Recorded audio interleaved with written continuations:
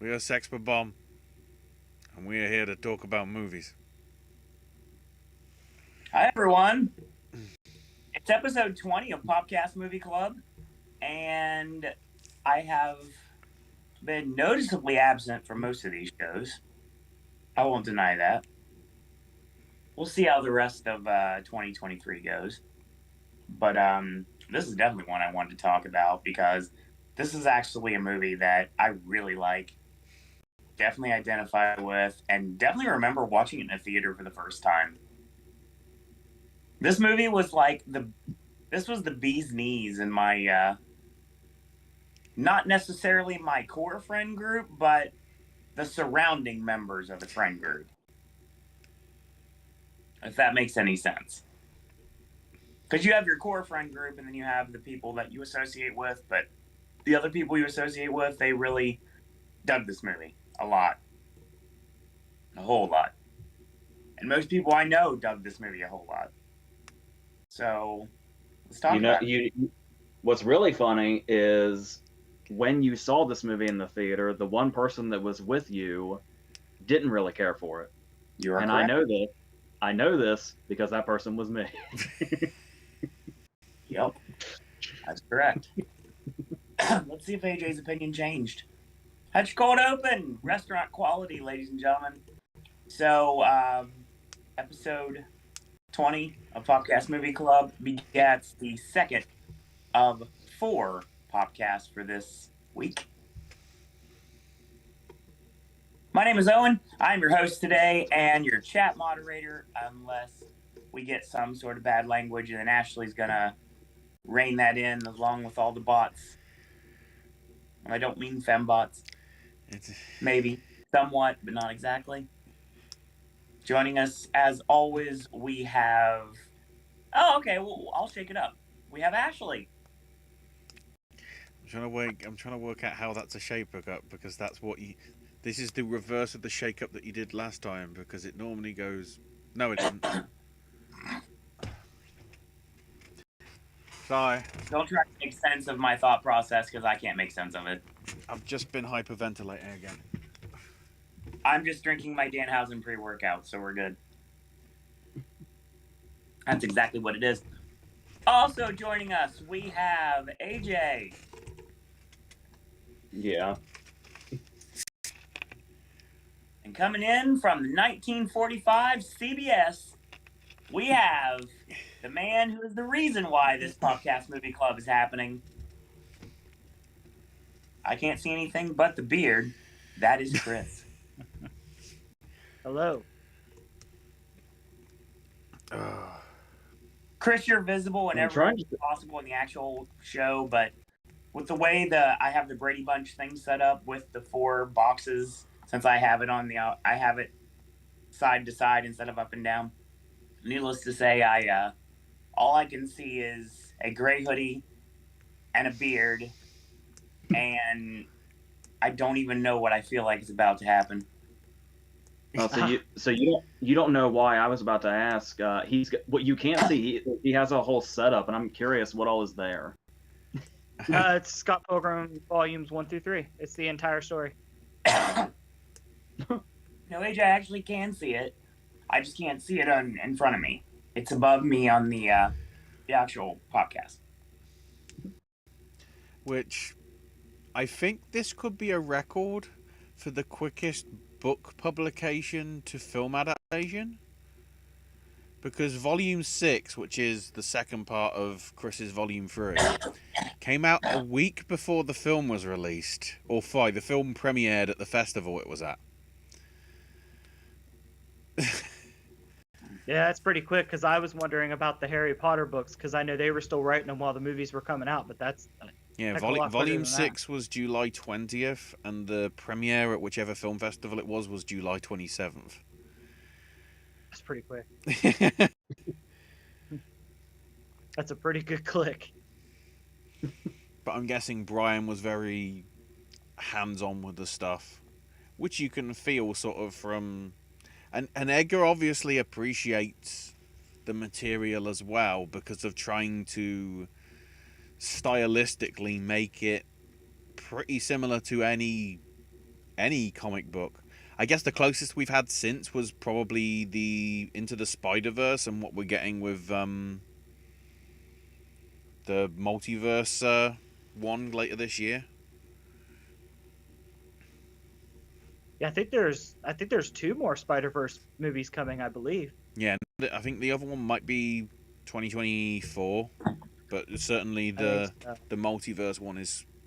It was supposed to be out like a couple of months ago, but with all the rejigs, it's now sort of June time. So, Ashley, did you go into what was said in chat?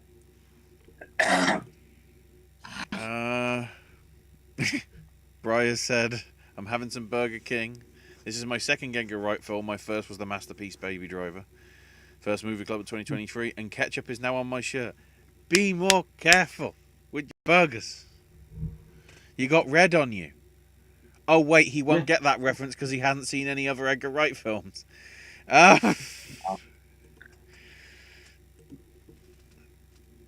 Josie continues, said, "Hey, Popcast team. Used to read the comics back in the day, but never got around to the movie for some reason until now, where I watched it straight through."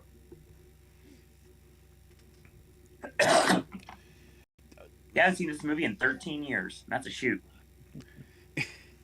Yeah, that's the first thing I noticed that was very funny to me was at the very beginning, like literally the first scene when he's talking about having met Knives and how they're going out. Uh-oh. Uh-oh. And I think Alison Pills commented, what is it? Double uh-oh. God dang it. What's happening? Your Alison internet Pills blipped sound out on like you for a little Through a bit. tunnel. You were talking about the opening scene with Knives and... You're AJ, you're gonna love this reference. You're doing the thing that Maverick did when he was faking that he could. And that means what you think it means. What was that? Oh, great. I said you're doing the thing that Maverick did to pretend that he couldn't be heard, they couldn't hear him. And yes, that me referencing that means what you think it means. Oh, so you got right to work after yesterday's conversation. Yeah, I watched it last night while I took apart an N64 controller. Priorities. 100% priorities. Alison Yeah. Pill conversation. Go ahead, AJ. Finish your statement. Her comment was to Scott was, "Haven't you been out of high school for like 13 years?" And it's like, oh, so he was in high school when this came out because Yeah, that's when we saw it. pretty much. And it also makes you realize how long ago this came out, which is terrifying. But Mm-hmm. So many recognizable names in this movie that were like next to nothing or about ready to blow up by the time that it came out. Yeah, I remember this movie had quite the cast. Oh, yeah. And the weird thing is, like, 4 or 5 of them, this is their breakthrough, really. Yeah. Yeah. It was the first, because this was 2 years before Short Term 12, I think, wasn't it? yeah, its festival releases I think were 2012, but its official release was 2013. But yeah, it was around the corner. Mm-hmm. And it was, I think, the first at least movie listed thing for Knives actress. And then sort of conversely, it was like one of the last high profile things I think Brandon Routh was in. He's got Legend of Tomorrow. Yeah. Well, he did until Warner Brothers Discovery killed it, but But even though that was just, didn't he come in sort of season 2 or 3? Or was he from the off? oh man, it's been so long since I've watched those shows, and they all kind of run together. Yeah, the irony of Brandon Routh basically playing like evil Superman. This was not lost on me. I'm sure it was done on purpose. It's where you feel that Neera Park collaborator for God knows how many films with Edgar in terms of casting. Because that's one thing I think, bar obviously all the allegations against Spacey, everything that's pretty much been right in terms of casting in all of Edgar's stuff. He hasn't really tried to sort of, and it sort of gelled with, having the action movie star be Chris Evans, because playing off that, and this was, I get he had been confirmed by them for being Captain America, right? That's why I think Sarah dressed in a Captain America costume when they debuted it at Comic-Con or something. That's 100% correct. I actually saw the picture, and it is the jankiest Captain America costume I've ever seen in my life. So it was Walker's, basically. The thing that I was also noticed, I was remembering. The thing that I was remembering that also made me feel like, oh my god, I forgot how old this movie is, or how old this movie feels now. But I remember a red carpet interview with Kieran Culkin where they were talking to him about, hey, your co-star Chris Evans was just cast as Captain America. How do you feel about that? And it's like, back then it was like, I wasn't really even that familiar with Captain America apart from his name, so that was something that just didn't matter to me back then. And it's weird. It's weird. This is where we are now. Isn't it crazy that essentially Chris Evans' run as Captain America, while it feels so long, was only 8 years? Yeah. You just compared Chris Evans' run to Captain America to presidencies.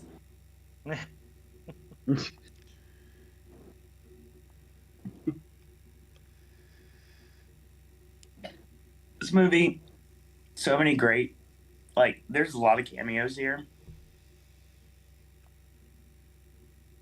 I love the vegan police officers. Yeah, The uncredited Clifton Collins Jr. and the Punisher himself, Thomas Jane. Yep. Yeah. I love that scene though too, because I think of all the evil X's, I think Brandon Routh might be my favorite.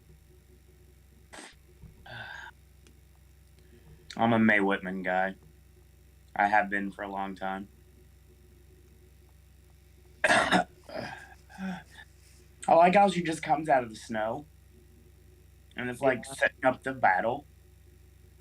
But, of course, she's not supposed to fight. Even though she ends up having to fight at the very end.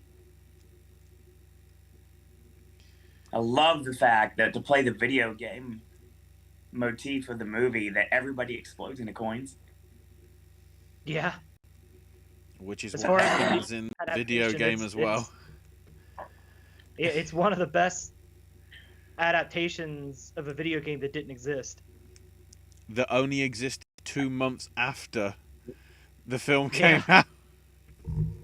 Yeah, and I love that the game that's out for it's like a 2D side scroller. Yeah.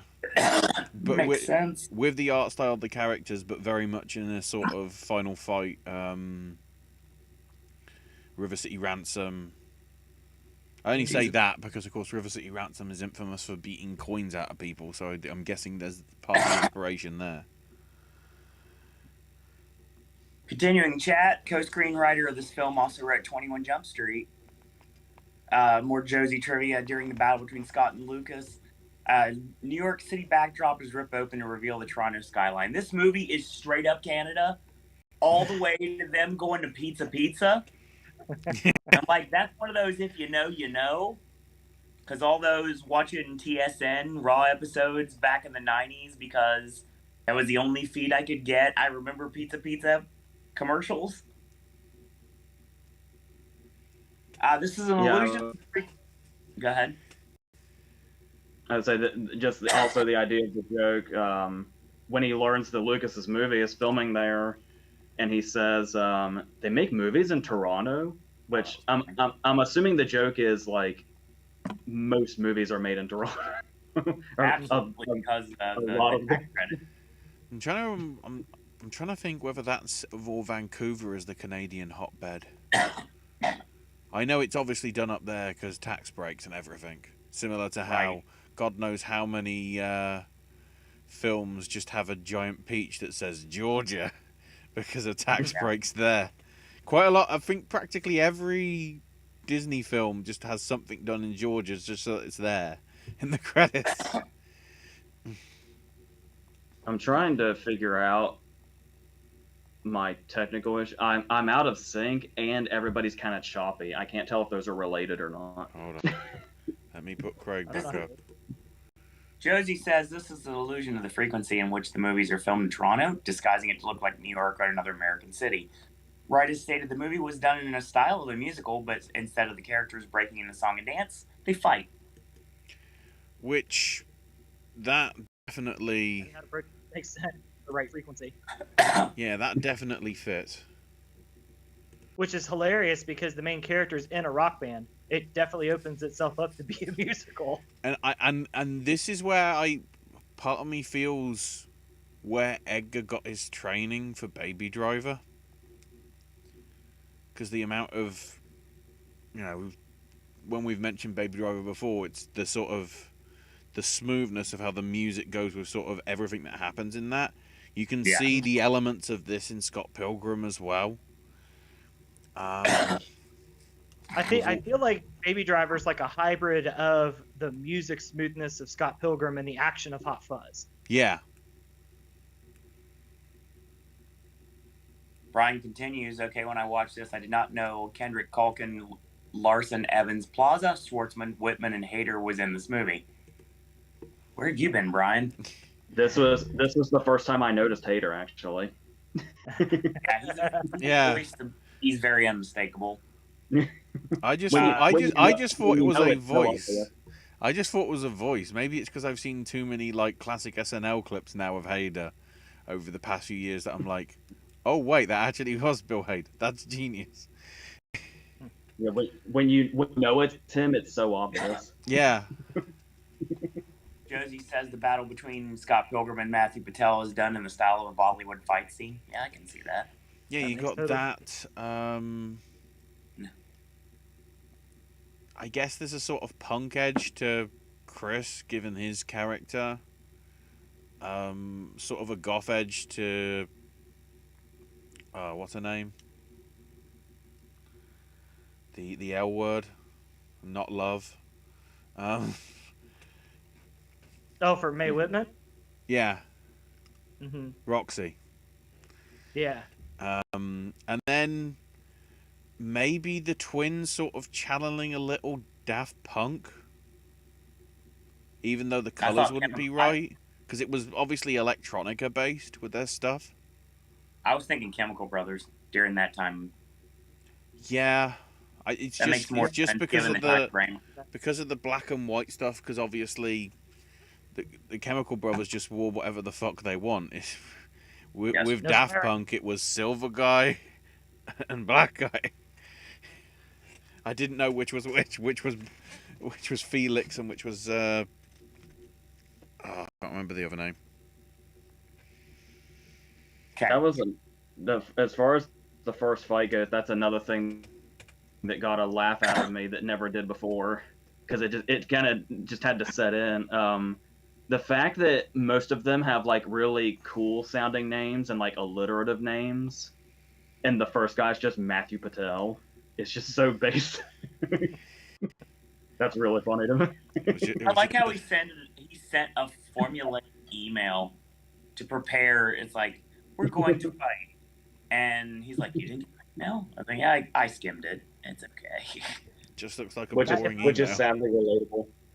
If I'm thinking correctly, Matt Patel's the only one that actually takes a life, too. Yeah. Because he wipes out Crash and the Boys. Josie continues. Mary Elizabeth Winstead memorized all kinds of tea that her character rambles. Crew members kept offering for her to read it from a piece of paper. No, she insisted on learning it all. Brian mentioned that's fair.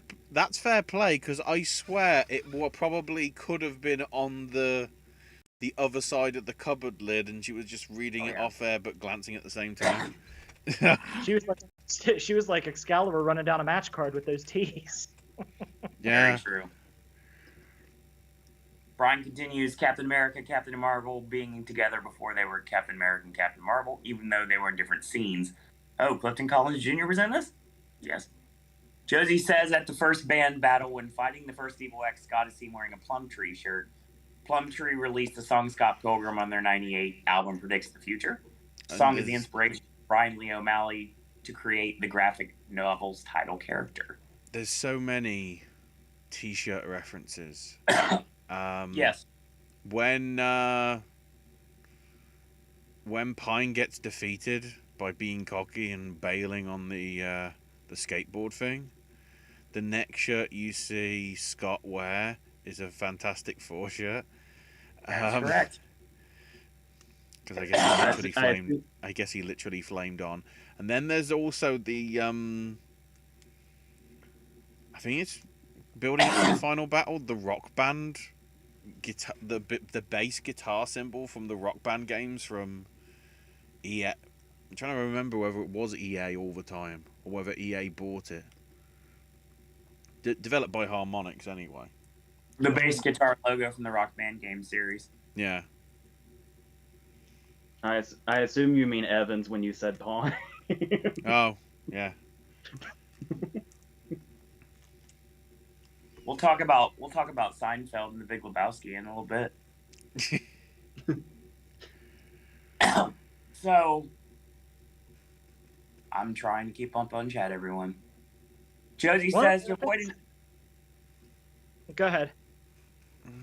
an R rating, the F word, was said to envy to Julie had to be bleeped out because Pilgrims calls Scott a cocky cock earlier in the film. There you go, PG-13. In the record store, Knives picks up the Clash of Demon Head. Scott throws the CD on another rack. Odelay is seen.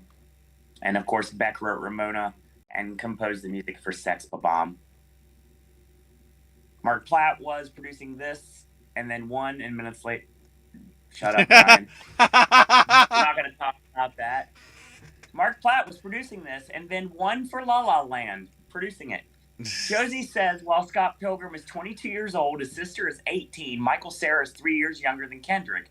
Ellen Wong, who plays 7-year-old Knives, is 3 years older than Michael Cera. Interestingly enough, the name of Mary Elizabeth Winstead and Mae Whitman, and Mae would play a girl named Mary Elizabeth in Perks of Being a Wallflower, another movie that I absolutely love. AJ loves it too.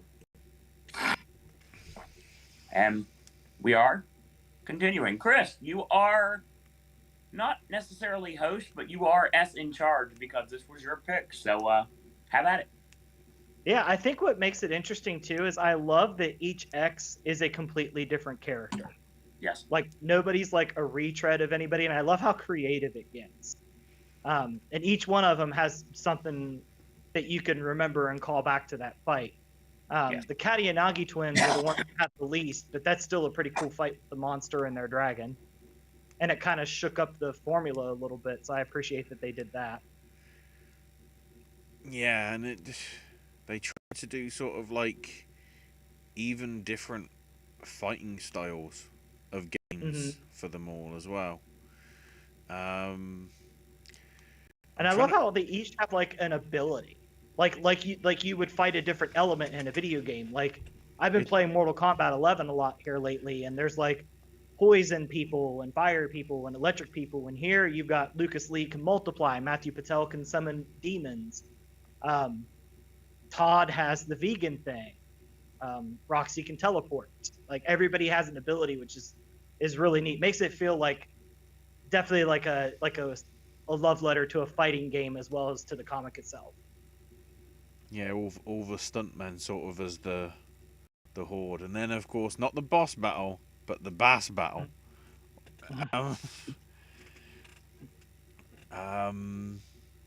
But yeah, and certainly like the whole playing into there's got to be a weakness, which is clearly just a nod at Mega Man. Mm-hmm. Like did I hear a Mega Man like stinger at one point during the movie? Thought I did. Probably. And that's the other thing I'm trying to work out. How much money did they pay Nintendo? Crazy to think. The amount of Zelda music that plays, the bass line to Final Fantasy IV, because that's what it is. It's not 2. America was wrong. I mean, to be fair, America only got 4 as 2, but that's regardless.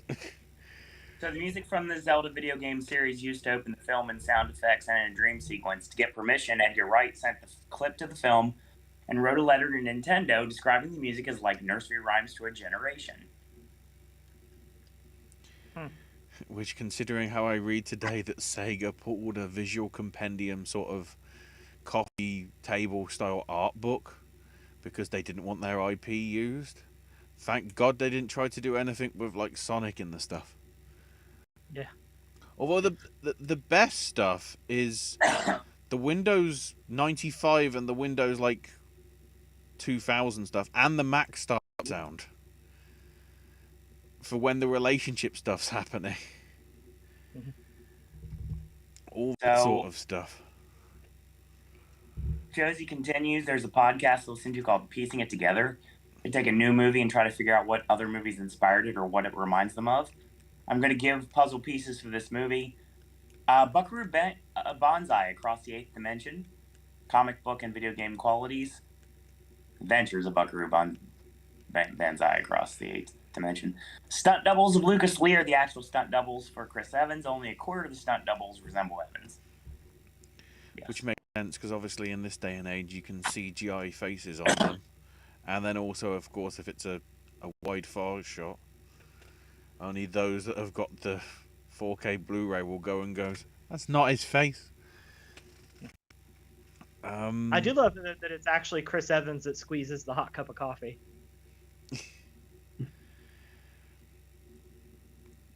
Evans comes off as too cool for school in that scene, and he just like, haven't said this in a while, so I'm gonna say it.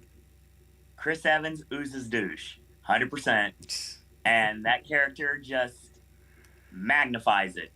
But then Jason Schwartzman like trumps it by like 75,000, at least.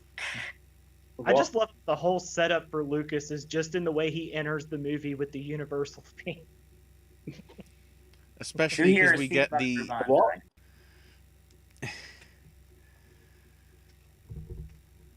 While we're on the subject of Lucas's douchiness, is it really weird how bad I feel for him when we get the comic book image of when she picked Brandon Routh over him, and there's that shot of Lucas walking away with his skateboard that's like genuinely sad.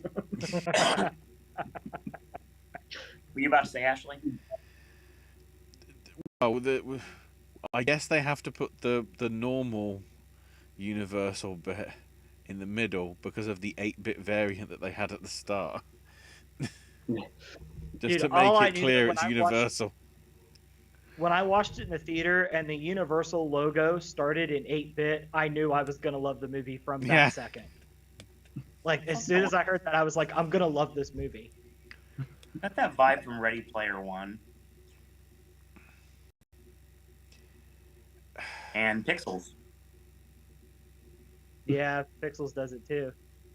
Which AJ and I to this day still get flack for liking that movie. Yeah, fuck it. Yeah, I don't care what these marks think. I've had people give me death threats because I said Andrew Garfield over their precious Spider-Man. Who's laughing now? Josie asked, who's seen Buckaroo Banzai? I blind bought it a few months ago, and I haven't gotten to it yet. And it was actually Ready Player One was actually the thing that pushed me. It's like, I should probably see what that is. Because I've always heard the title, but I don't even know what it is, to be honest. All I know is the title and what the DVD cover looks like. Chris, doesn't it have a video game as well? AJ, Chris, Ashley? Isn't there a video game of Buckaroo Banzai? I'm pretty sure there is. Maybe. I mean, I'm not 100% on that. How old is Ashley? Well, if Buckaroo Banzai is 84, it's going to be something that's certainly out of my reach. Yeah, Apple II, Atari 8-bit family, Commodore 16, Commodore Plus 4, Commodore 64, IBM PCs, and the ZX Spectrum. I swore it had an NES port. NES Maybe wasn't I'm until '95, and I guess they didn't. I guess it wasn't cult enough, maybe. NES was definitely not 95. No, '85, There you go. and the film came out in '84, and yeah, bombed at the box office. Which, I mean, it does sound like it would be an NES game because I get the image of like a kangaroo in a hat on the cover of the game. I don't know why, but it's a kangaroo in a baseball hat. Didn't stop the crappy games of Acclaim and LJN. Oh, that's when you actually picked up on, that's when LGN really went on the sort of license kick. Yep. This probably would have been an LGN game if they had a chance. Yeah, got it. Josie continues, Lucas Lee's speed is measured in kilometers. Makes sense. Edgar Wright told the actors not to blink given the film a comic book vibe. There are only a few moments in the entire movie where someone blinks. Johnny Simmons and Mary Elizabeth Winstead have the same birthday of November 28th. Winstead's 2 years older. Schwartzman and Plaza were born on the same day on June 26th. Interesting day. 4 years apart. Alternate ending was filmed with Ramona left to explore what she was like without a boyfriend, and Scott and Knives ended up back together. Do you think you should have ended up together? I think it ended fine. I feel like Knives would have ended up with someone in the peanut gallery. Because it seemed like we were heading that direction anyway. Would I be right to say that Knives doesn't deserve her treatment? And that she's probably better off. She's probably better off with somebody that's not Scott. Yeah. Yeah, that makes sense. Yeah. Should she have been with formerly young Neil, now just Neil? Now just Neil. Second puzzle piece, Josie says, Condor Man. I don't know what that is. Ashley does. I can tell by the wheels are spinning in his head. I'm trying to think. No, that's Condor Man. It's ringing a bell. Oh yeah, it was. Yeah, that's why it was ringing a bell. It was that weird superhero thing with Michael Crawford in the lead from like '81. Speaking of that, kind of. Brian asked thoughts on visual effects.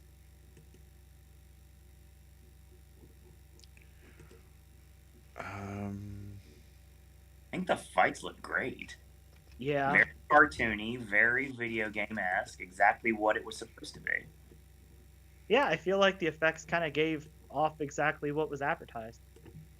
And the final battle of the 3-on-1 at the end, I feel that it was done in the least video game manner, and I feel like it worked very well as a visual companion to the rest of the movie. It pretty much like was different than anything else.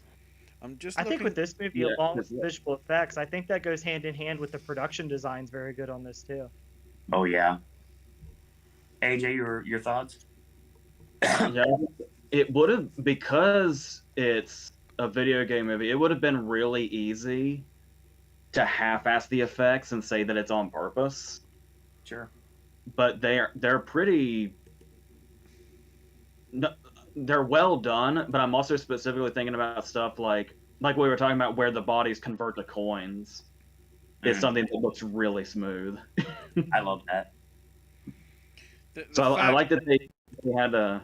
I like that they had a total opportunity to just kind of half-ass it and say, "Oh, it's part of the charm if it looks shoddy," but they didn't do that. So.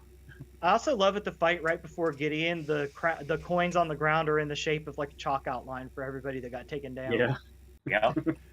The fact that this doesn't have an Oscar nomination for VFX, but Hereafter does. Hereafter for its one scene of visual effects. We're gonna get there. Brian says it was on the second round of the Oscar shortlist. Okay. That and Tron Legacy missed over. Alice, Deathly Hallows Part 1, Hereafter, Inception, and Iron Man 2. Josie thought Knives was super annoying. Super, super annoying. She's a child. She's a sheltered child. She's gonna come off that way. She's the I'll second. defend Knives. I love Knives. Knives is fine. I think she's the second youngest character in the film, bar the 7-year-old drummer for the band that dies from Matthew. Now I could see where somebody could find Knives annoying, but I can't. I love Knives, and like AJ said, she's pretty mistreated in this movie, but she still in the end ends up being a pretty good person and very adult. I do like Knives' arc. Weird thing about Knives anyway is even after everything that happened, she's still devoted to Sex Bomb. Mm-hmm. Yeah, there was the whole thing where she went single white female, but it's like it's pretty accurate for somebody to do stupid shit for love at 17. So yeah, I think we can forgive. I think it's important to see that stuff because it really drives home how adult she is at the end of the movie about everything that's happened. Yeah, and another prop to give to visual effects, when she gets the highlights punched out of her hair. I was ready to bring that up. And for the entire rest of the scene, you can see the blue splattered. Condor Man, Josie mentions, is based on a book called The Game of X by Robert Sheckley. Josie has one more puzzle piece. That would be Ned's Declassified School Survival Guide. I'm choosing this because it's a live-action, cartoony, comic book elements involving teen, well, in this case, preteen genre. At the end of Season 3, Nickelodeon planned a 4th season continuing the adventures of Ned in high school, but the idea was eventually dropped. That show caught me at the age where I just missed it. Like, I was there to know of its existence, but I never watched it. Josie said the movie definitely highlighted or made fun of or catered to the stupid hipster culture of that time period. Hi, Kieran Culkin. My favorite thing, Chris, I'm sure you'll definitely concur with this, is the fact that no matter what he does in this world, he could be dead to the world, yet his phone automatically goes to Anna Kendrick. Yeah. I love the fact he's like dead sleep, and all of a sudden his phone is open, and Anna Kendrick is asking, "What are you doing? Are you out of your mind?" She's a child. Yeah, when I said that I didn't care for this movie when I saw it in the theater, I think this is the first time I've seen it all the way through since then. Prior to this viewing, there were 3 things in this movie I remembered laughing at, where the jokes stayed with me the whole time. Where those were the things I remembered about the movie. It was at the beginning when they tell him he's late, and he says, "What are you talking about? It's like only 6 in the morning," and then he opens the door and gets blinded. There was at the end when he's suiting up epically, and then we get to see him watch him tie his shoe in real time with no music, and that shot of Kieran Culkin passed out with his phone in his hand. I love that. There was also. I love the scene where Knives shows up looking for Scott and he jumps out the window in the background. Yeah. And I think a big thing about the comedy of this movie comes from how, as far as the source material goes, is the casting generally unanimous on Michael Cera? It seems that way. Yeah. I remember when I read the book that I could easily see Michael Cera doing it.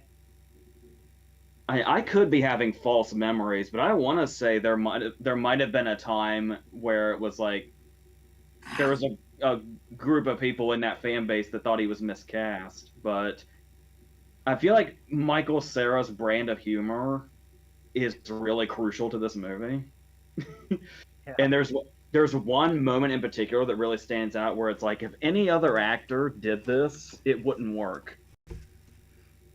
And that's the moment when he and Ramona are on their first date, and she mentions that, and he says, "Oh, so this is a date?" And she says, "Oh no, it was just a slip of the tongue." And he just says the word "tongue" in response to that. It's like, if any other actor, like it's only the Michael Cera delivery. Oh God. Michael Cera What happened? delivery and Michael Cera There we go. delivered something. Well, it's an Amazon I said, package. I was talking about the tongue line, and I said that the Michael Cera delivery is the only kind of delivery that would have made that work. I think same way with the the L word. Lesbian? No. yeah. The other L word. Lesbian? I just love the confusion and outrage when he learns that bread makes you fat. Yeah. And I love that we don't see that discussed. Like, that scene cuts there. and the scene we never see of like Nega Scott, which actually just becomes like, yeah, I'll see you next week. Yeah. Yeah, he's a cool guy. We're gonna go hang out next week. There you Just go. I just imagine how the conversation would actually have got started and like went and everything. Brian continues. Mary Elizabeth Winstead married Ewan McGregor, which is more uncomfortable and ironic that Ellen Wong is 3 years older than Michael Cera. Age doesn't matter, Brian. Josie says. Tell third that to puzzle Leonardo DiCaprio. Oh wait, that's true. Shit. I don't even care anymore. Josie says third puzzle piece, Streets of Fire. Both films involve the protagonist saving a girlfriend from a gang of bad guys. Who here has seen it? Yeah, it's been a while, but I do remember that I love that movie. Good Lord, Joe. I love this. This is like So deconstructing Scott Pilgrim. So did Streets of Fire inspire Double Dragon then? Good Lord. That was the best Josie bit about two-player Double Dragon. When you got to the end, it was like, you fight to the death to find out which one gets the girl. The other one, gone. I never played two-player Double Dragon because I didn't have the friends group to do that. Fourth puzzle piece, when speaking of comic books and mangas, One Piece. And the final puzzle piece, the Powerpuff Girls.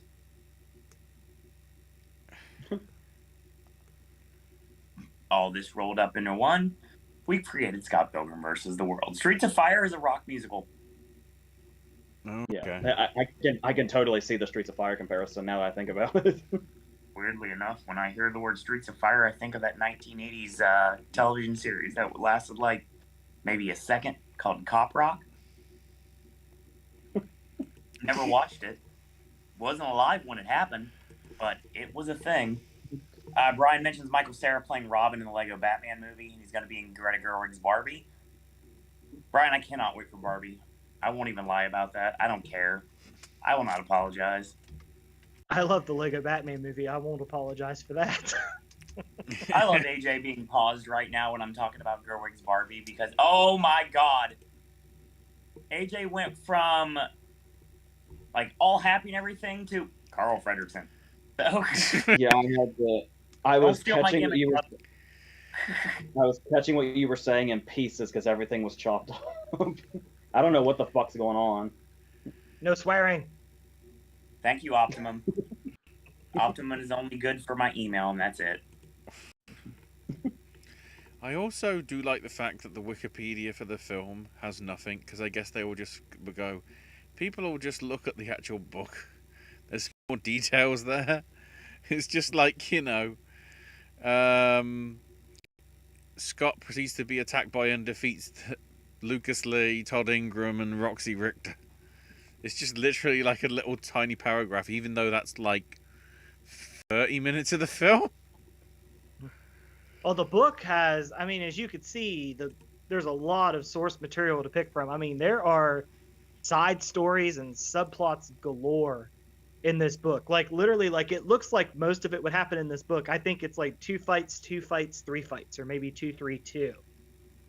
They're very spread out because there's a lot of backstory told in the books. I'm guessing Like how it's alluded to in the movie that Kim and God have a history. That's all played out in the book. I'm guessing this is what we might be getting from the Netflix anime. Probably something closer to that because I mean, there's just like detours everywhere. Yeah. Like if you want to read the books for the story of the movie, you only need about half. Yeah. That's probably a crop down variant or somewhere.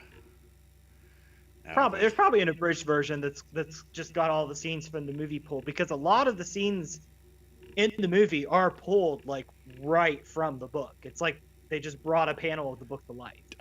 Including the P bar. The P bar is in the book.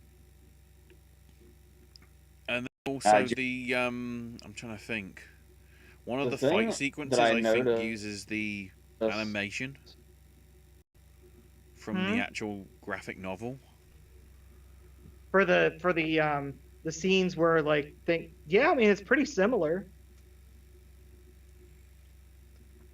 Like the scene from the one thing I read is that like one scene is pretty much a recreation of the opening of Ninja Gaiden.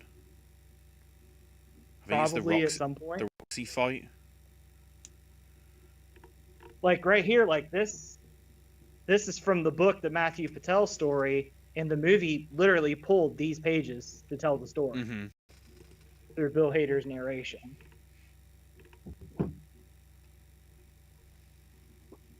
Is when the P-bar shows up in the book, is it also reflected in the mirror like it is in the movie? I don't know.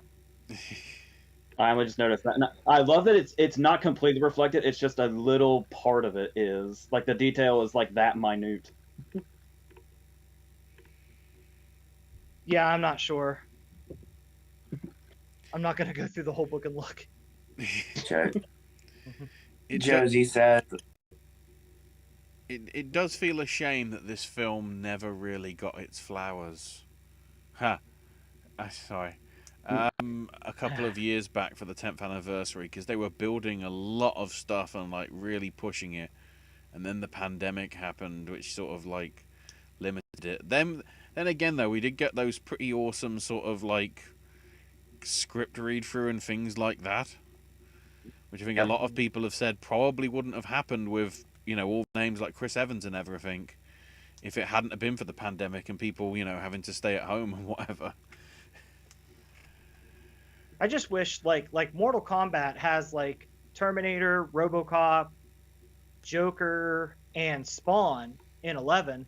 How come we didn't get like a Soul Calibur or Mortal Kombat character for Scott Pilgrim? Especially when Roxy's fighting style is very Ivy from Soul Calibur. Yes.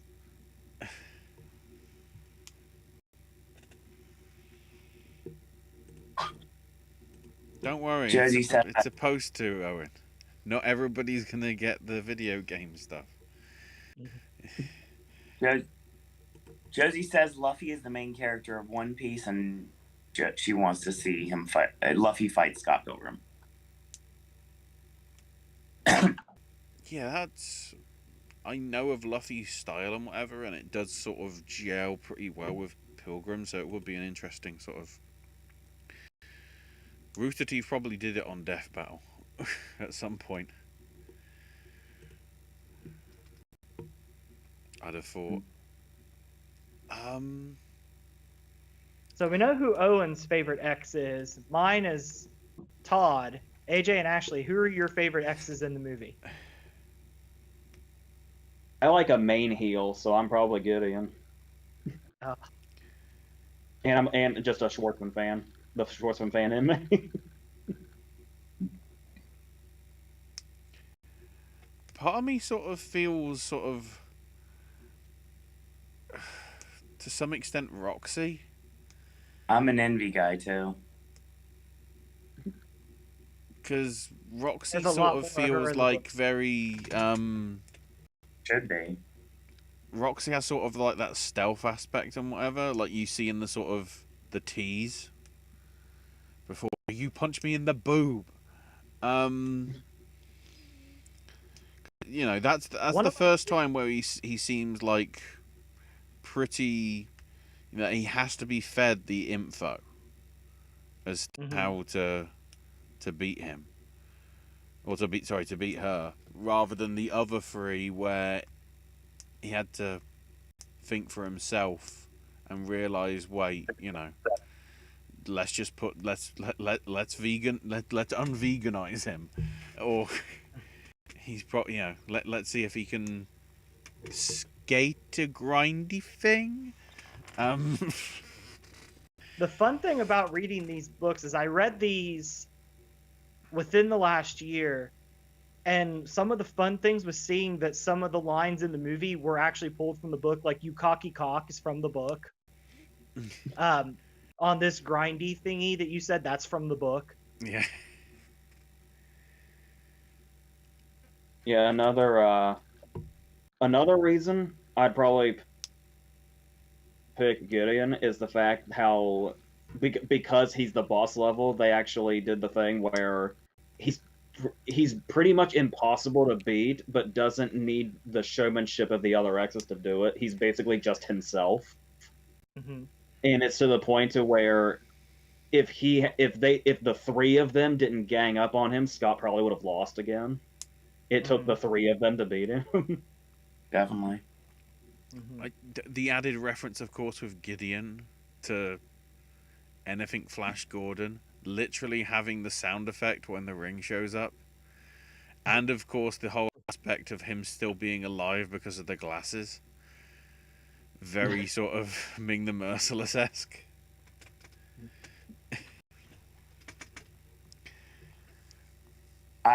One of the things about Roxy that's great is the fact that it's alluded to, and Ramona always has to correct Scott when Scott says evil ex-boyfriends, and she's like exes. So if you use context clues, you realize there's a girl here somewhere. But Scott's oblivious to this fact. He thinks it's just 7 ex-boyfriends. But Ramona, obviously, as Brian alluded to, be his favorite ex because, shockingly, that does confirm Ramona is bisexual. The movie, some of the setup and foreshadowing in this movie is really good with that scene. And then if you notice, anytime that he's about to get in a fight, there's an X on the screen. Right. Brian mentions Mae Whitman having one of the best ice bucket challenges. I did one of those, Brian. That video exists on this channel somewhere.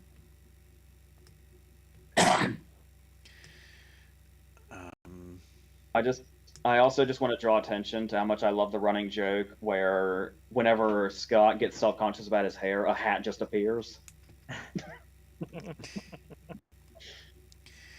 Well, that scene that is so well done with the jumping through the window bit as well, just so fleeting, like.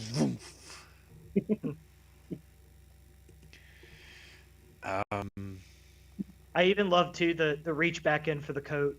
Yeah. And then of course the random 45 seconds of Seinfeld.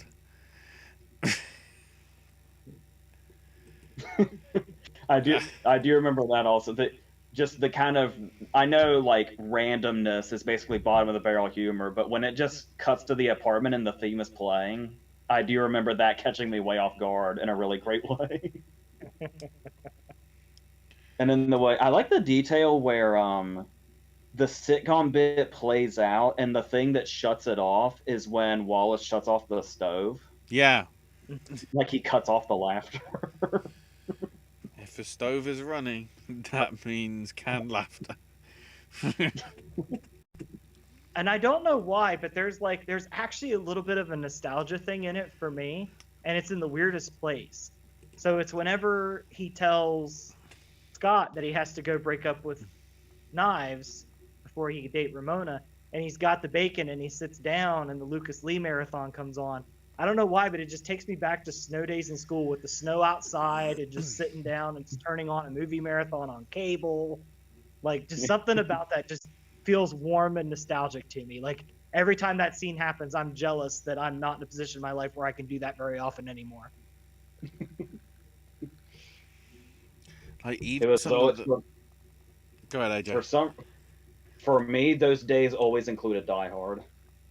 Like, every single time. Like, so many of the band references as well. I didn't even... I mean, I got the Sex Bob-ombs.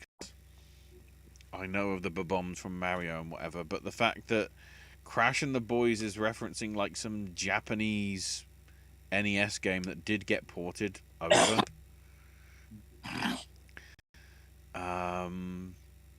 And then, like...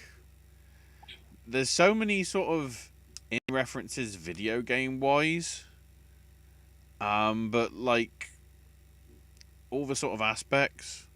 I'm guessing this is where you mentioned Big Lebowski earlier. I'm trying to remember where that was in the film.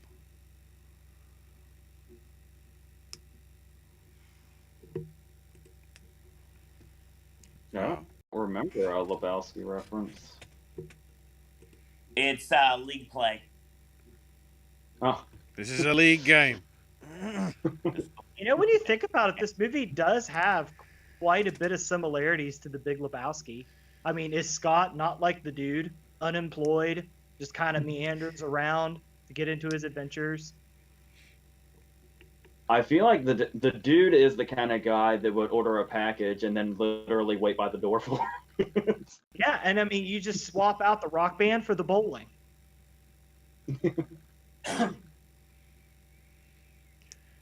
And when things gets in trouble for not being more passionate about that thing, like Walter gets upset when he's not passionate about bowling. Yeah, and then I don't know about you, but Ramona to Scott definitely gives me a mod to dude vibe. Yeah. Maybe that's why I love the movie so much, because subconsciously it reminds me a lot of The Big Lebowski. Okay. This movie doesn't have a brother famous. Josie asks for a circus movie directed by Edgar Wright, with Schwartzman, Elizabeth Debicki, Karen Sony, Mary Steenburgen, James Hong, Michael Cera, Caitlin Dever, and Big Dave. It's funny she said Mary Steenburgen because the first thing that came to mind was Nightmare Alley when you said circus movie. By Big Dave, you mean Big Dave Batista? There's only one Big Dave, Chris. I mean, it could have been Big Dave Coulier. I don't know. Keith David as Okay, well. From now on, I'm calling Dave Coulier Big Dave.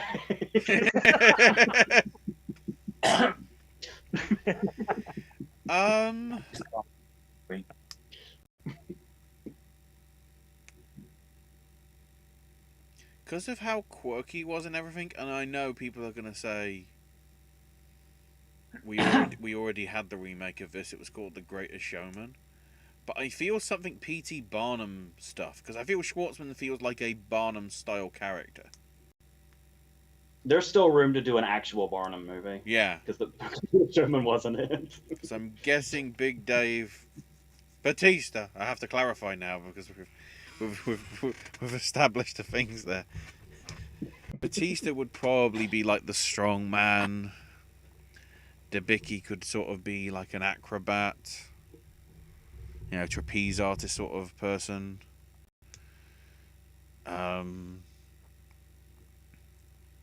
Batista definitely be like a strong man. James Hong will be stereotypically cast as the Asian guy because that's how circuses were at the time. Yeah.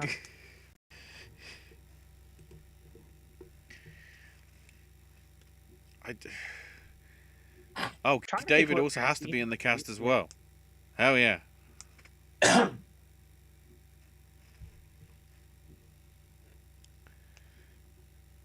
Maybe Keith David could I be guess the Mary one that's Steenburgen trying to is a shut tightrope down the walker. circus. Go ahead, Chris. I was just gonna say Mary Steenburgen could be a tightrope walker. Yeah.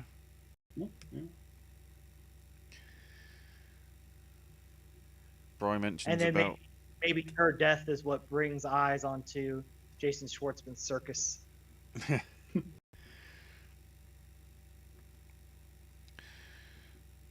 Oh, There I we see. go. We need a murder mystery at a circus, where Mary Steenburgen is murdered. Jason Schwartzman runs the circus, and Big Dave is the detective that comes in to solve the murder. That it kind of sounds like you're working towards a remake of Berserk, which was a Joan Crawford movie, which was not great and could actually totally use a remake. Aha, there you go. Let's just remake Berserk. Bry brings up, what's the deal with the Seinfeld part? And says and asks, was Edgar part of the show? I think it would have been airing over here on BBC Two, which was... he was filming at that time, like, is it Bill Bailey and doing stuff like that, like a year or so before Spaced, so he probably would have been... that probably could have been on the television while he was coming up with all the crazy things for Spaced and everything. So maybe that's what it harkens back to.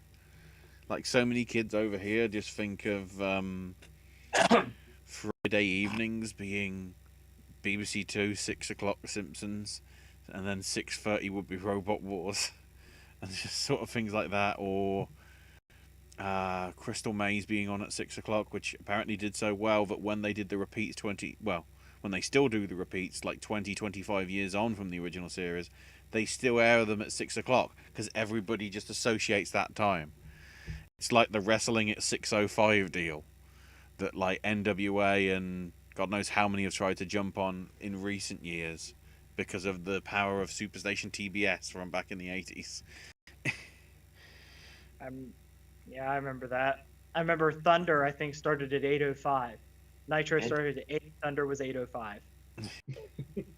Because it was TBS, so it made sense. That's true. Yeah. It was always the 05 on TBS. Even the stupid Atlanta Braves baseball games that lasted like forever, they were 05s as well. I'm also feeling that this is like one of the like most faithful comic book adaptations, especially considering how much we've seen. Even talk about V for Vendetta like 10 episodes ago or whatever, with Alan Moore sort of disowning it and everything, and a lot of comic book adaptations sort of taking... I mean, we've seen sort of in the past year some pretty well sought after and well thought after comic book storylines sort of being mismanaged, in terms of Doctor Strange and Eternals to some extent, and what's the other one that I'm thinking of? Black Widow, I guess, to some extent, from the storylines that already existed that it was adapting from. So This one is a good adaptation for the parts of the book they use. But if you're looking for a straight story adaptation, there's going to be a ton missing, and you would need something like an anime to fill in the blanks. yeah, I still think I would say it tells... but with Netflix axing everything and Warner Brothers Discovery axing all this stuff, I doubt the miniseries ever even get finished. Well, if it's Netflix. And again, considering maybe that's why Netflix is cancelling all these things that people like, because they're using the money for like one season on Netflix before it itself gets cancelled because of churn.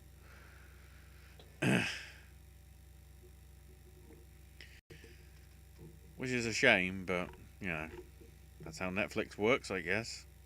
Put stuff in cinemas. Glass Onion might have been more of a success. Yeah.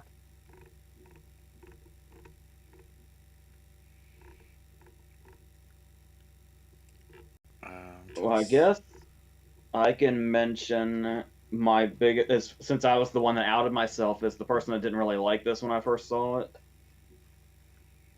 The reasons that I didn't like it are still there, but I appreciate the things that I do like now that kind of balances it out. The only thing, the way I used to describe this movie was how Edgar Wright has this ability to be really high energy for a straight 2 hours. Like if you watch Shaun of the Dead or Hot Fuzz or Baby Driver, those movies never stop, but they never lose energy either. Like you never get tired of them. My main criticism of this movie at the time was that it goes like that, like it goes so hard into its style that I did get tired of it after a while. Like I feel like when he's fighting the twins and the dragons come out, I was literally starting to nod off in the theater because I was just so immune to its charms by that point.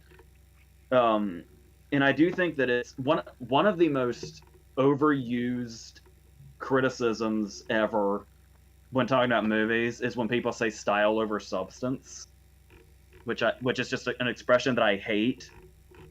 But if I was asked to give an example of style over substance, this would probably be like top three.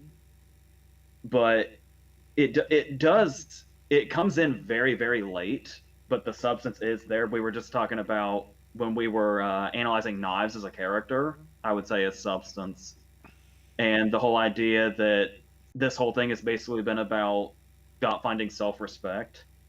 Instead of it comes in very late, but it is there. So I appreciated that kind of stuff more this time around. So yeah, I still don't love it or anything, and it's not something that I'm gonna like revisit a lot, but I'm glad to revisit it anyway and to see how much I love the stuff that I do love. That's pretty much where I am now.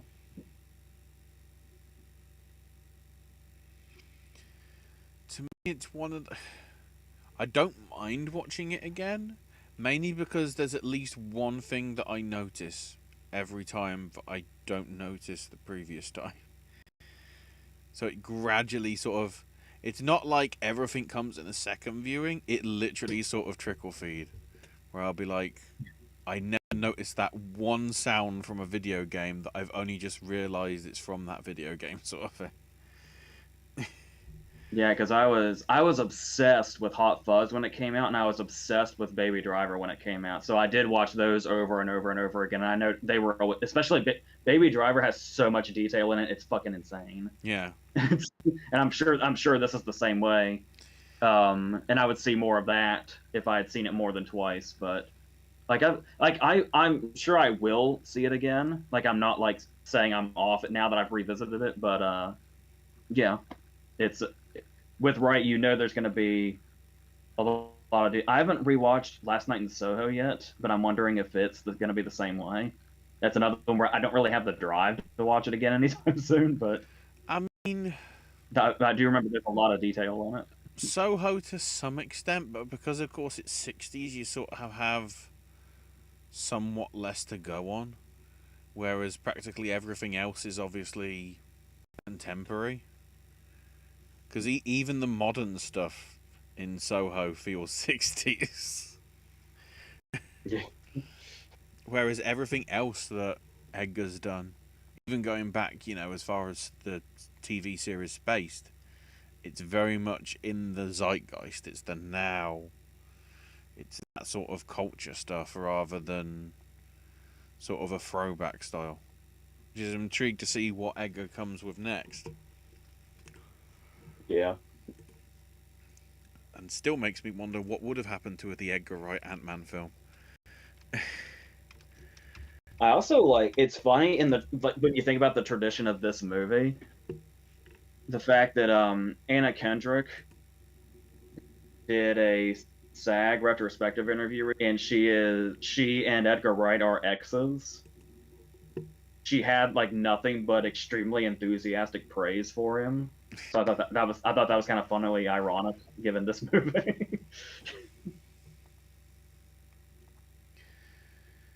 I'm trying to see if like we actually know what he's doing next, but I don't think he's revealed anything yet. He's got a lot of other stuff in the works, in the churn and whatever.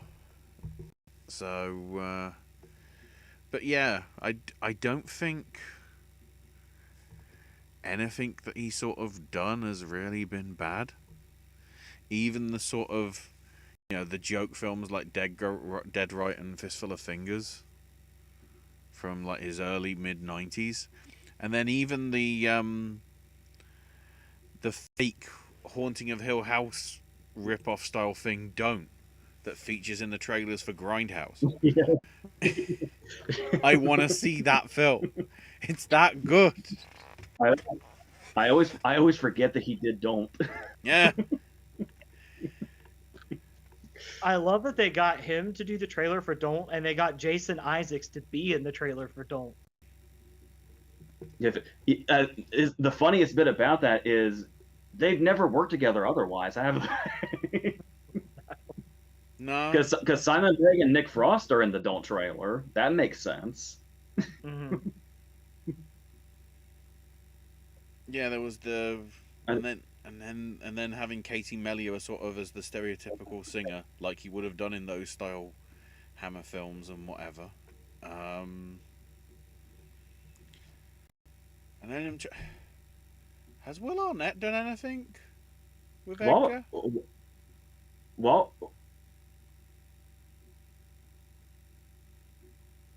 I don't think so, because it feels like Will would be a good fit for anything Edgar Wright. while we're on the topic of his other stuff and how they hold up, I actually haven't seen The World's End since the theater, which I think is 10 years old this year. How does that hold up? Does anybody know?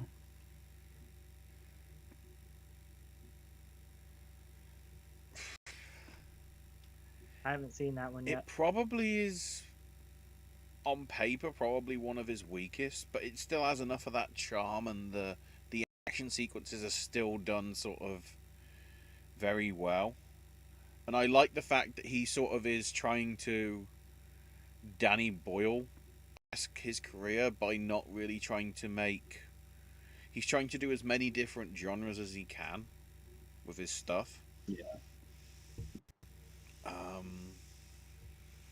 And to some extent, it's more the psychological rather than the science fiction that we get from Last Night in Soho. But there is sort of like a supernatural element to that, like there is with World's End. But I mean, I just like it because Paddy Considine. He actually gets a chance to shine in that rather than just all the bit parts in the other two films.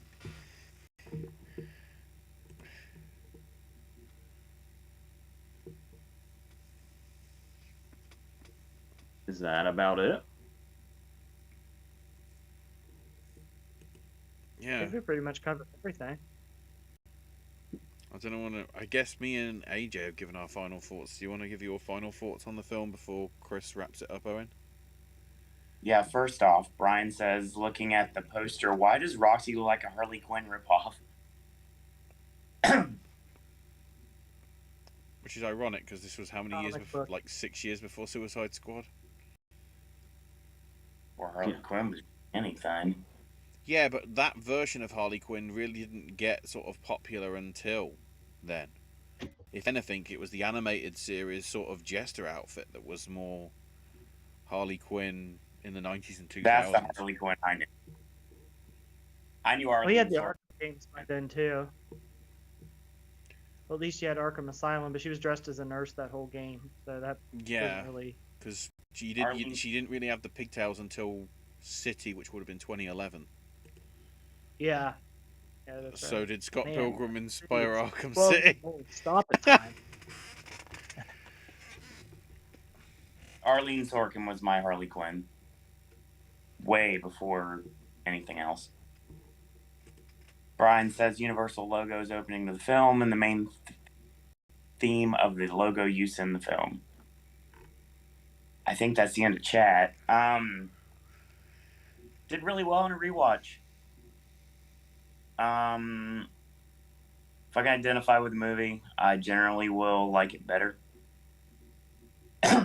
Sometimes I try to fit a round peg in a square hole and vice versa. But not this time. It fits like a glove. So it's done really well. It's got a great cast. Fun movie. Easy watch. I was not bored. It just flowed so well. I mean, it's not a movie I'm going to revisit anytime soon because I'm lazy and I don't like to rewatch movies unless I have to. I don't really watch movies unless I have to anymore because I don't have time. Because right now I'm trying to get rid of the death cough and living in the hospital bed over there. That's not a hospital bed, but might as well be at this point. Hence why I went off mic for a bit, because otherwise you probably wonder, why is there a Model T in Owen's house? Anyway, movie holds up really well. The fact that it's 13 years since the movie came out, just crazy. It blows my mind. I definitely would watch it again. Probably will someday. Maybe revisit it in like the 30s, potentially. Since we're in the 20s now, maybe I'll visit in the 30s, who knows. But yeah, definitely recommend. And solid performances from people that become a lot bigger in movie history. So, thumbs up. Chris, final thoughts. Take this. AJ, when we talked about doing a versus for this movie, why did it not pan out? Do you remember? Because we had no idea what it would go with. Exactly, because there's not many movies like it. That's why I love this movie, because there isn't many movies like it. But at the same time, I can see things in it that I recognize and I appreciate. This is a movie that I've watched many times, and I'll probably keep watching many times. I think at the time that it came out, the cast was perfect for who was cast. And now that I've read the source material, I have even more of an appreciation for it, know a little more of the fleshed out stories in between. But overall, I love this movie, and I'll probably always love this movie. And for me, it probably did start when I heard that 8-bit Universal theme for the very first time. And then from there, I've just always appreciated the movie. I love the quickness. I love what Edgar Wright brought to it. I love this movie. It almost made my top 15, just about. Oh. I think that's your show then. So Chris is going to be leaving us for the rest of the week, but he'll be back in 2 weeks. And the battle continues. The beginning of the contest starts tomorrow night, right after the 2023 Golden Globes. We're going to be doing a wrap-up show. We're watching chat on that one. So yeah, anybody that's going to be joining us, try to watch what you do when it comes to chat messages. Maybe save some of the stuff that's not like pertinent. Save it for the Critics' Choice show. It's only a day later, so it's not that bad. 2 days later. I don't think we usually have much of a chat for the post shows because everybody has gone to sleep. But so that's, yeah, might just be us. If not, then if you're live in chat, we're gonna try not to go forever. I mean, I have to work in the morning. I was just trying to get my props ready for 2 weeks. AJ is perpetually working on things or sleeping, so we need to make sure we have a concise show. And then Thursday, we're going to talk Critics' Choice. So that'll be fun. I do not know what time we're going to start tomorrow night. Probably as soon as drama's given out. Yeah, we'll try and pretty much go as close as to the award getting presented. Yeah. if it goes off the air or whatever. We'll put, I can start streaming on YouTube, but not actually press, go live on YouTube until beforehand and whatever. Now, just And of getting my course, props for next week. Well, not next week, next movie club. Speaking of next movie club, Brian just asked what the next movie club is. Right, hang on. Christ, it's got 4 titles. So it's A Fistful of Dynamite. This is the 2-hour and 27-minute version. Then there is this one, which is Sucker, I guess, which is the 2-hour and 30-minute one. And then there's the brand new, still in the shrink wrap, which I need to open Blu-ray, which is 2 hours and 37 minutes. Because boy, I'm going to try and watch every single version that I can, because I'm a stupid shit. I'm a cocky cock. I really wish I would have made that rule about under 2 hours for movie club, but it never would have worked with most of the stuff we've done. Yeah, I need to look to see. Mine's the one that's in the Leone box set. I'm not sure which length that one is. Maybe I'll find out. I know that this one is the more common to get now because the DVDs have gone out of print. And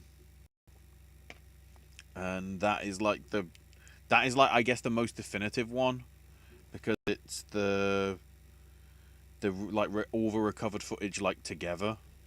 Well, as you can tell, because it's the longest. Because it had so many different. I think like the original release as well, if somehow that exists somewhere, is like maybe 2 hours. They cropped a whole lot out, and only like the DVD releases have the sort of semi thing. And like 10 minutes has added to that since. So yeah, I'll try and work out whether I can work out the differences in the releases. I'm gonna have to put them in my DVD or my Blu-ray and like timestamp it. Like, is this scene exactly where this is or something? And I'm assuming the setup now is the Q&A before we do yours. We're all 4 throwing something into the ring again. Yeah.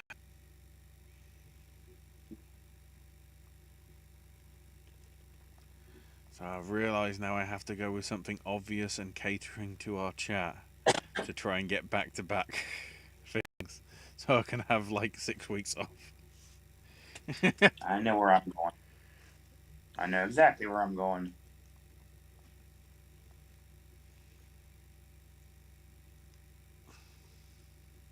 So yeah. Chris, Yes. put yourself over. Instagram, Chris Hunt's Toys. Twitch, Chris Hunt's Toys. Here's a Flippy Shit podcast. Will be back on Saturday. Finally have the bugs worked out, so we should be up on YouTube on Saturday for the first time. We haven't done an audio companion with it for a while. We're going to kind of try to get the kinks worked out in the video portion and then go from there. You'll find us there talking about This Week in Wrestling, and I'll probably have something else to vent about with Vince McMahon since Saturdays got missed. We'll figure it out. Ashley? I'm on Twitter at AshIsMyNameUK. A few Sip and Snacks are in the waiting list. One is gonna go up at some point as well that I need to upload, and then we'll go live at some point. And then there's a few other McDonald's editions and everything. I feel like I might, whether it's on my own Twitch channel or on here, I might try and do a Scott Pilgrim at the game first playthrough, because I don't know, I actually purchased it again, even though I already have it on PlayStation 4, but I can't remember how to get that synced up with Twitch, so I might just try and, because my computer can do it, play through that. You can put on yeah, as a companion piece to the movie club. yeah. Also to get more people playing it, because it seems to be like really dirt cheap again. And considering how last time they took it away when everybody said it was actually a good game, it's just a case of when the licenses run out again, I guess. Yeah. So AJ, of course, cannot be found on any form of social media, and just like Keith Richards, cannot be killed by conventional weapons. So he is about ready to become submersed once more in the English, which means videos are forthcoming. Second half. Once the nightmare fuel subsides, Santa Clauses will be focused on. Movie reviews, Banshees. That's one thing that I'm excited to finally get AJ's official video response about.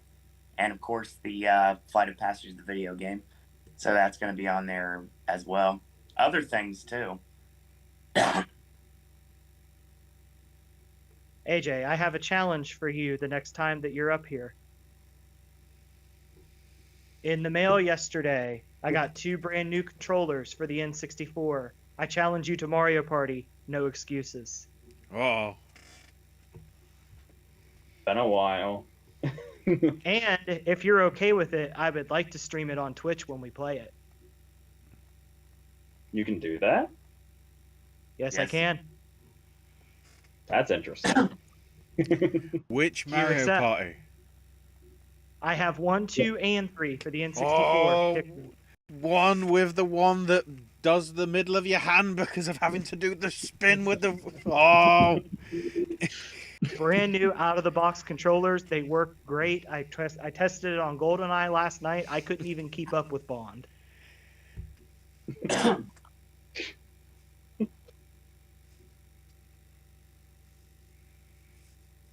So the moral of the story is more AJ content's coming. Follow me on Twitter if you want. Sir Owen Disney. Voice of Liberty will be returning soon. I still got holiday stuff from Dickens I got to put up. So much sip and snack. Oh my God. Things from California. Things that don't exist anymore. Things that are currently out. So much stuff. Have either one of you tried the strawberry milkshake frosted flakes yet? No, sip and snack used to have cereal as a big thing, but I realized that it was slowly but surely sucking my bank account dry. There's a lot of new cereals out. There's always I get and they were like, those things are like $6-7 a box. Yeah. And I already buy Magic Spoon anyway, so it's like that's already expensive. So, so yeah, that's your show. I'd love to say I won't have a death cough tomorrow. Nope, that'll definitely be the case. So, the contest starts tomorrow. The first ceremony of the 2023 award season begins. I'm either going to really hate life or I'm going to get really surprised. I have a feeling it's probably going to be the first one. But we all know an angry Owen is always a fun Owen, especially on a live podcast. So yeah, that's going to be coming your way after the Globes, after drama's given out. We're going to talk about what happened. Ceremony, the wins, the losses, and outlook for the future. Because on Thursday, we're talking Critics' Choice. Because it's next week afterwards. So that's going to be fun. Critics' Choice predictions, as well as other assorted awards talk, coming your way on Thursday night. 6 p.m. Eastern Standard Time, and the Globe show is right after Best Drama is given out. So that's going to be your show. Thanks, everyone, for joining us tonight. Thank you for being here for episode 20 of Popcast Movie Club and Scott Pilgrim versus the World. As always, I want to thank you guys and girls out there for watching. Stream F about it. Get it higher on the list. And let's make Waterparks a household name, shall we? Intellectual property coming out later this year.